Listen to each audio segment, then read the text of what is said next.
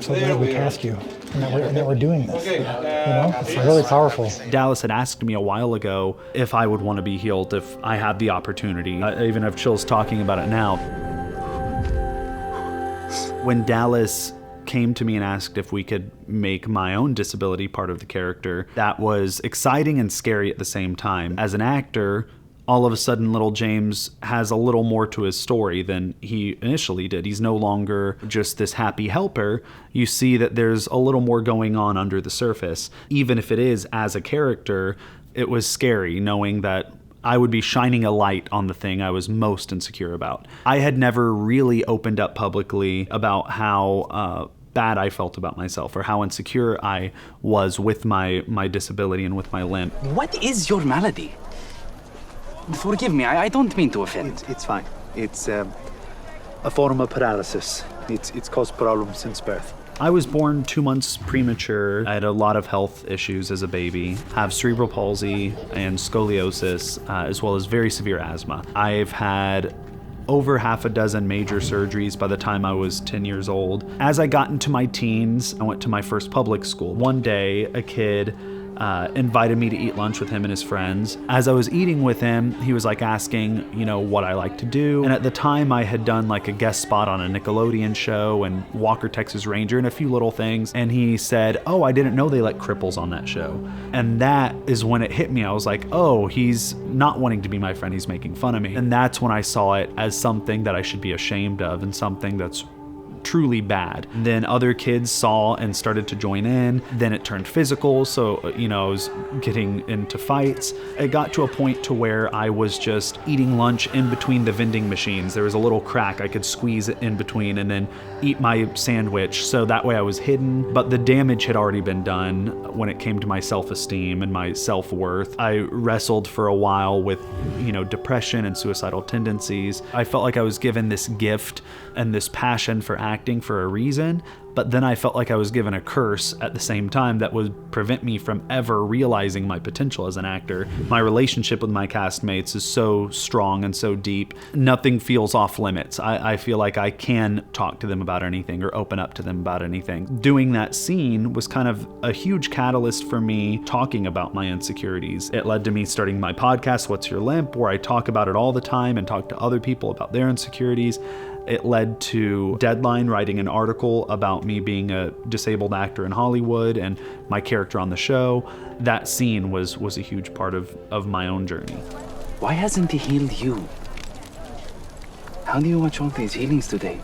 Does it bother you? When it comes to faith and healing, it's a complicated relationship between those two things. I do believe that there are some, miraculous things that have happened, but I know there are also a lot of people, whether they have a strong faith or not, that aren't healed. A lot of children, have diseases that they suffer from or die at a young age. Or my grandfather, who passed away a few years ago, he was a doctor for his whole life. He committed his life to healing others. Then he was diagnosed with this disease that slowly just shut down his body over the course of 20 years, but he never lost his smile. And if it was a matter of faith or a matter of how good of a Christian you are, he would have been the number one candidate to be healed, and he wasn't. I was angry that he had to go through all of that because he was the best person I've ever known. The scene where Jesus pairs us up in groups of 2 and sends us out to go heal, I was just trying to be in the moment as little James, listening to it from his perspective. When Jesus tells all of us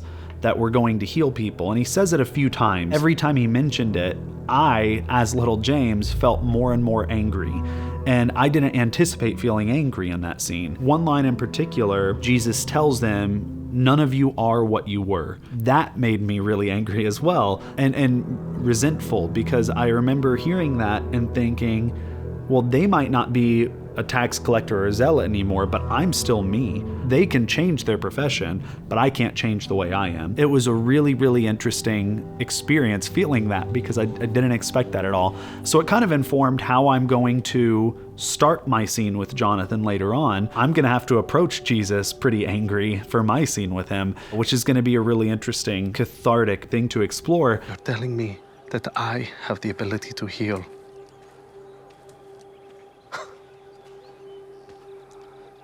Forgive me, I just find that difficult to imagine. with my condition,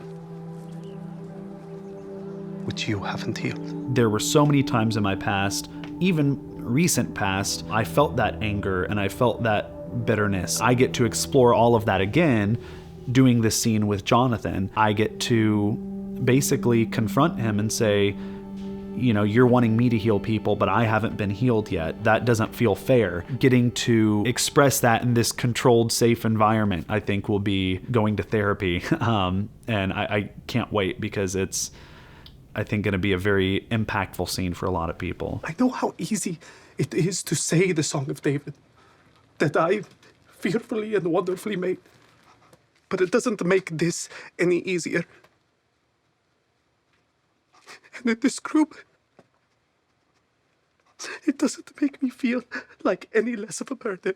I felt like a burden a lot myself. So that was something that was so personal to me. As little James saying that to Jesus, that's helped me feel a little less alone because it's something I've always struggled with as well. So getting to express that as little James really hit close to home. When you do great things in my name, in spite of this, the impact will last for generations. We can use those situations to inspire others. There's a montage that shows all of the apostles healing people and preaching and traveling around on their missions. Little James actually heals someone. I even have chills talking about it now. This is a huge moment for little James and his journey. I think he's starting to understand his purpose, and him actually getting to heal someone will be kind of his first step in living his purpose. The image of someone with a disability healing someone else with a disability is going to be really powerful as well, because that takes a special type of faith. I think little James is on the beginning of that journey, and I think it's going to be really, really powerful for a lot of people, and I know it will be for me as well. I'm really excited to get going on this scene today. So glad we cast you, and that we're doing this. You know, like this is such a unique angle. It's really powerful.